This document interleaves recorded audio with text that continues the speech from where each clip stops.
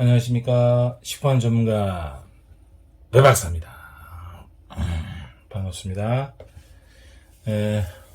오늘 내용은 위해 분석에 대해서 말씀을 좀 드려볼까 합니다. 위해 분석 중에서도 특히 위험률 평가라는 게 있죠. 위험도 평가를 하기도 하는데 요 기준에 대해서 말씀을 좀 드려보려고 하는 겁니다. 우선 식품하고 지금 축산물하고 두 가지 경우가 나눠져 있는데 요 차이점은 매트릭스가 다릅니다. 매트릭스. 식품 같은 경우에는 3단이고요. 축산물 같은 경우는 4단입니다. 요거에 대해서 말씀을 드려보겠습니다. 우리가 보통 말하는 위해 요소는 크게 세 가지로 나눌 수가 있겠죠. B, C, P. 이 세 가지 위해 요소밖에 없습니다. 그쵸? 여기는 바이올로지칼, 얘는 케미칼, 얘는 피지칼. 요 세 개로 나누는데 앞 약자를 따서 B, C, P로 이렇게 구분하시면 되겠습니다. 여기서 우선 식품을 좀 먼저 말씀드리면, 아까 위험률 평가 같은 경우에는 이 발생 가능성과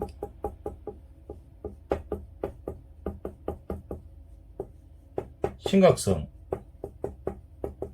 이 두 개를 구분하게 되는데, 이 심각성 자료는 다 나와 있어요. 뭐 보통, 높음, 보통, 낮음, 이렇게 기본적으로 되어 있는데 뭐 거의 없음도 있을 수가 있겠죠. 근데 식품은 이것을 생각하지 않습니다. 축산물은 4개까지 생각하고 있고요. 발생 가능성도 마찬가지입니다. 이 4가지 같은 경우를 고려를 할 수가 있는데, 식품 같은 경우에는 이 거의 없음을 생각하지 않아요. 그러니까 이 3가지 가지고만, 높은, 보통, 낮음, 이 3가지 가지고만 하니까 좀 불편하게 있을 수가 있는데, 우선은 식품을 이렇게 적용하고 있습니다. 왜 불편한지는 다시 좀 말씀을 드릴게요.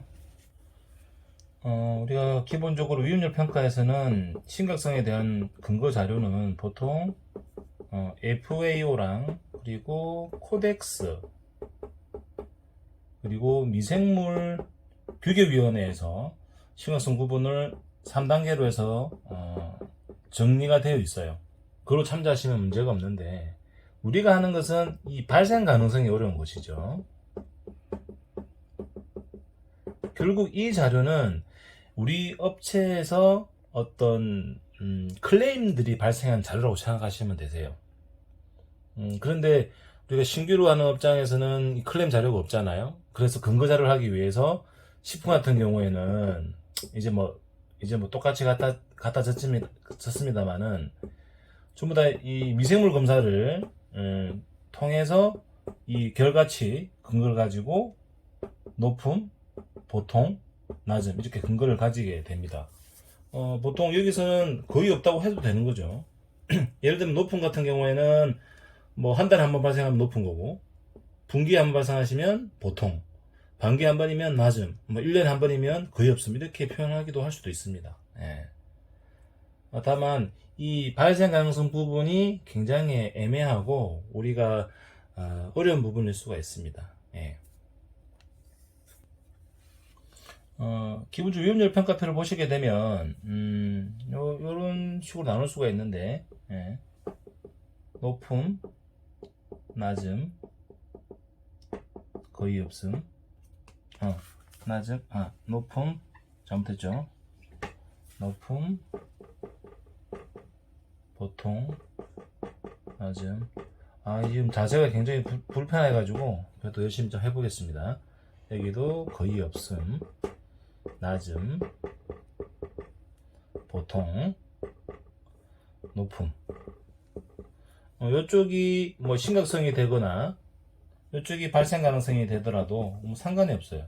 여기 발생 가능성이 돼도 되고 여기 심각성이 돼도 상관없습니다. 이렇게 표를 나누게 되는데, 여기는 이제 SA죠.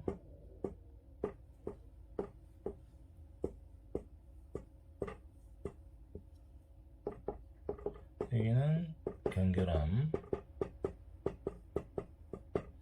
여기는 중계람, 여기는 치명계람. 요 거의 없음이 빠지면 3단 매트리스고요. 요 기준은 4단 매트리스입니다. 예. 제가 이걸 먼저 설명드리는 이유는 신경성 됐든 발생 가능성이 됐든 어쨌든 매트릭스는 여러 가지 세분화시키는 게 좋아요. 예. 보통 여기서 더 나눌 수도 있긴 한데 뭐 더 나누는 거는 조금 뭐 의미가 너무 복잡하기 때문에 보통 4단으로 말씀을 드리는데, 이거를 평가하는 궁극적인 목적은 뭐냐, 결국 CCP 결정을 가기 위한 거잖아요. CCP 결정을 하기 위한. 이게 키포인트인데, 결국 여기서 MA 이상, 얘가 바로 하자드인 거죠. 하자드.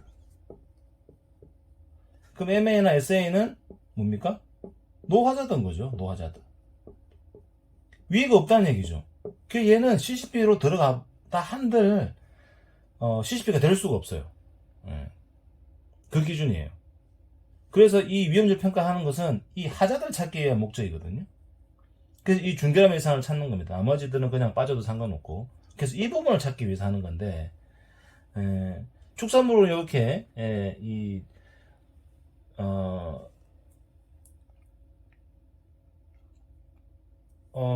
치명결함, 중결함, 경결함, 만족 이렇게 표현하고 있습니다만은, 식품 같은 경우에는 이 높음이 3점, 보통이 2점, 낮음이 1점에서 점수제를 하고 있어요. 점수제. 예.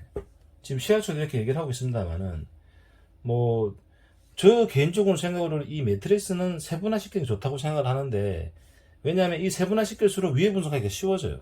예. 결국 3, 3은 9점, 그리고 3, 2, 6점, 3, 1, 3, 2, 1은 2, 여기까지 해야 됐죠? 1, 1은 1, 2, 1, 3, 3, 2, 6, 2는 4, 6, 9. 결국 이 매트리스 들어오는 게 이 여기를 들어와야 되는데, 결국 지금 3점 이상이, 식품 같은 경우는 이 3점 이상이 CCP 결정도 들어오게 돼 있거든요. 이 부분도 조금 제가 봤을 때는 좀 바꿔야 될 사항인 것 같아요. 따지면 최소한 4점 이상 여기 걸리는, 이 4점 이상을 이 하자드로 판단하셔가지고 CCP 결정도 가야 된다고 생각하는데, 지금 이 3점 이상 애매하죠. 결국 이 3점 이상이 하자드로 판단해 CCP 결정도 들어가고 있는데, 참 이게 제가 생각하는 것은 좀 맞지가 않아요. 결국 이제 제가 오늘은 여기까지 말씀을 드리는데, 제가 인터넷에는 왜 이 3점이랑 이 축산하고의 이 차이점, 뭐 내용은 같은데 이 하자드와 노하자드를 어떻게 구분하나 따라 가지고 해썹에 대한 이 위해 분석에서 위험률 평가를 통해서 CCP 결정으로 넘어가기까지가 중요한 포인트가 되겠습니다. 결국 다시 말씀드리지만, 이 하자드 부분을 어느까지로 갈 거냐라는 부분에 대해서 말씀을 다시 드려볼 건데요. 어쨌든 다시 한번 정리를 드리면, 식품 같은 경우에는 3점 이상이 하자드로 판단이 되고, 축산물 같은 경우에는 이 중결함 이상이 하자드로 판단된다고 보시면 되겠습니다. 오늘 여기까지 설명을 드리고, 2탄에서는 왜 이렇게 되는지 다시 한번 설명을 드리도록 하겠습니다.